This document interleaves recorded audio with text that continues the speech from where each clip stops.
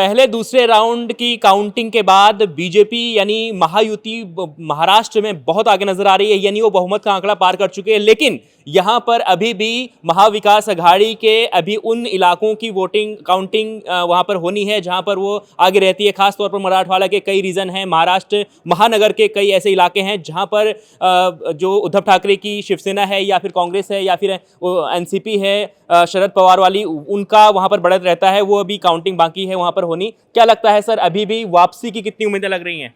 देखिए नरेश, अभी ये शुरुआती रुझान है। शुरुआती रुझान है, इसमें अभी पूरी तरह से हम नहीं कह सकते हैं कि जिन सीटों पे बीजेपी आगे दिख रही है वो आगे बनी रहेगी। क्योंकि आप अगर लोकसभा का एग्जाम्पल लें तो लोकसभा में जिस तरह से इंडिया ब्लॉक ने जो है अपने अपने घटक दलों के साथ में कांग्रेस की लीडरशिप में आगे बढ़ी और उन लोगों ने हर रीजन में, चाहे विदर्भ का हो, नॉर्थ महाराष्ट्र हो या फिर मराठवाड़ा रीजन हो या कोंकण और इसका रीजन हो, सभी में उन्होंने अच्छी परफॉर्मेंस दी थी।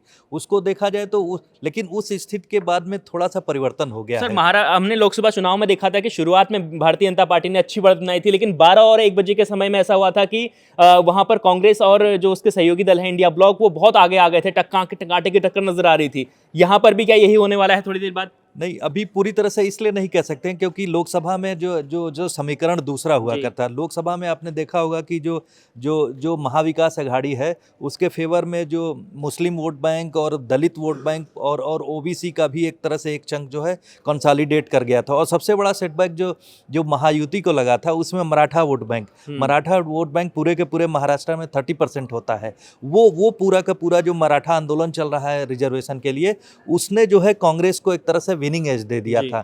लेकिन इस बार जो मैं कहूँगा कि उसके बाद जो है कोर्स करेक्शन जो है महायुति ने किया है। और मैं आपको कहूँगा कि जो जो बटेंगे कटेंगे का नारा है वो काफ़ी प्रभावी हुआ है। उसमें कंसोलिडेशन दिख रहा है क्योंकि आपने देखा कि साथ में कुछ जो मुस्लिम पक्ष की तरफ से कुछ मौलवियों ने जो जो जो वोट जिहाद का एक नैरेटिव सामने आ गया, उन लोगों ने फतवा जारी किया। तो इधर जो जो हिंदू वोट बैंक को कंसोलिडेट करने के लिए बीजेपी और जो उनके साथ के लोगों ने, भले ही उसमें एनसीपी के जो जो जो अजीत पवार है उन्होंने कहा कि यहाँ नहीं लागू होता है वो बटेंगे कटेंगे, लेकिन वो नैरेटिव काफ़ी कुछ हद तक काम करता हुआ दिख रहा है। चाहे उसमें युवा हो, महिलाएं हो, महिलाओं की खासकर मैं बात करूंगा। अभी तो सर पहले और दूसरे राउंड की काउंटिंग के जो रुझान सामने आ रहे हैं, अभी 12 या 13 राउंड बाकी हैं और ऐसे में अभी जब 8वें या 9वें राउंड में हम लोग पहुंचेंगे तो उसके बाद से कहा जा रहा है कि महाविकास अघाड़ी जबरदस्त वापसी कर सकती है। आपको क्या लग रहा है?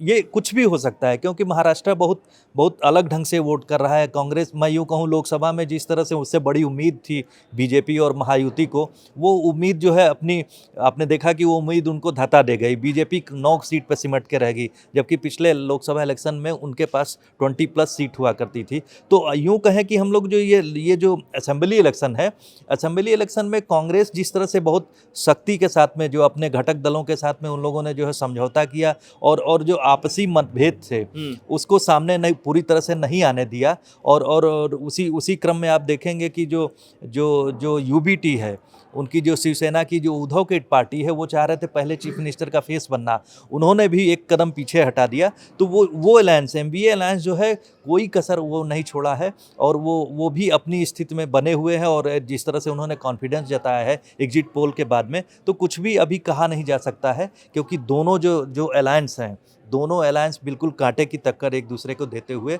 इस असेंबली इलेक्शन में चुनाव लड़ रहे हैं। बिल्कुल, महाराष्ट्र में देखिए अभी कांग्रेस और जो महाविकास अघाड़ी थी वो 80 सीटों पर आगे थी, अब वो 91 सीटों पर आगे हो गई है, यानी वो धीरे धीरे आगे बढ़ रही है। अभी भी जो पहले और मेरी शुरुआती अभी काउंटिंग की अभी शुरुआत है क्योंकि 1 या 2 राउंड की काउंटिंग हो रही है, लेकिन पहली बार ऐसा हुआ है या बहुत कम ऐसा होता है कि जो पहले राउंड की काउंटिंग होती है जिसमें हम लोग देखते हैं कि पोस्टल बैलेट खुलते हैं, उसमें कांग्रेस हमेशा से आगे दिखती थी, लेकिन इस बार उसमें भी कांग्रेस पीछे रही है। लेकिन उसके बाद से जिस तरीके से महाविकास अघाड़ी लगातार आगे बढ़ती हुई नजर आ रही है, 91 सीटों पर आगे हो गई है, वहीं पर बीजेपी और उसके सहयोगी दल महायुति 162 सीटों पर आगे चल रही है। ऐसे में दोबारा से वापसी की काफी उम्मीदें हैं, बहुत सारी सीटें खुलनी हैं और बहुत पेटियां भी खुलनी हैं। इंतजार जरूर कीजिए, लगातार हम आपको महाराष्ट्र चुनाव के बारे में बता रहे हैं कि किस तरीके से वोटिंग के दौरान। एक इंटरेस्टिंग बात बताऊंगा आपको कि कल से जिस तरह से खबरें आ रही हैं कि कांग्रेस ने अपनी दूसरी तैयारी भी कर रखी है। जो DK शिव कुमार हैं, जो कर्नाटक में उनके बड़े नेता हैं, और उनके बारे में रिपोर्ट्स आ रही हैं कि वहाँ पर भी उन्होंने जो होटल्स में अपने MLAs को ठहराने के लिए, ताकि इधर से उधर MLAs न हो सके। लेकिन ये इस तरह का ये भी सब इंतजाम कुछ कर तब लिया होगा है। जब महाविकास अघाड़ी या कांग्रेस थोड़ी सी सरकार बनाने की स्थिति में होंगी। अगर क्लीन स्वीप मार दिया महायुति ने तो कैसे ये पॉसिबल हो अभी सकता है? पूरी तरह से नहीं कह सकते हैं कि एक तरफा जा रहा है मामला। अभी भी वो स्थिति बनी हुई, हम लोग 12 बजे तक इस स्थिति में हो पाएंगे कहने की कि जो चुनाव जो है किस तरफ चला गया है, महायुति की तरफ या महाविकास अघाड़ी की तरफ। तो अभी थोड़ी देर हम लोग और इंतजार करते हैं। बिल्कुल, थोड़ी देर और इंतजार कीजिए। देखिए 92 सीटों पर आगे आ चुकी है। यहाँ पर धीरे धीरे महाविकास अघाड़ी आगे बढ़ रही है। अभी भी देखिए 164 सीटों पर बीजेपी की बढ़त दिखा रहे हैं, लेकिन 92 सीटों पर पहले 80 सीटें थी, 90 हुआ, 92 हुआ। अब ग्राफ बढ़ रहा है महाविकास अघाड़ी का। वो देखिए 12 बजे तक ये जो आंकड़े हैं ये बदल भी सकते हैं। थोड़ा और इंतजार कीजिए। लगातार हम आपको महाराष्ट्र में जिस तरीके से ये पूरा समीकरण बदल रहा है हम आपको बता रहे हैं। देखते रहिए India.com।